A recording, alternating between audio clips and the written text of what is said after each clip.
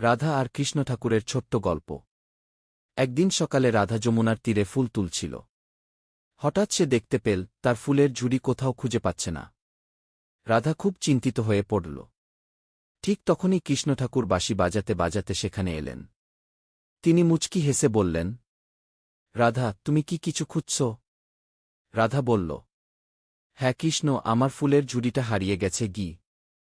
কৃষ্ণ কিছু না বলে বাঁশি বাজাতে শুরু করলেন। বাঁশির মিষ্টি সুর শুনে কাছের একটি গাছের ডাল থেকে একটি দুষ্টু বানর নেমে এল। তার হাতেই ছিল রাধার ঝুড়ি।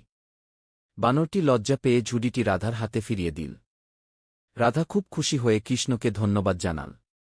কৃষ্ণ হেসে বললেন, ভালোবাসা আর মধুর আচরণ দিয়ে অনেক সমস্যার সমাধান করা যায় গি। সেদিন থেকে রাধা আরও বেশি করে সকলের প্রতি দয়া ও ভালোবাসা দেখাতে লাগল। শিক্ষা, ভালোবাসা, ধৈর্য ও সদয় আচরণ সবসময় ভালো ফল নিয়ে আসে।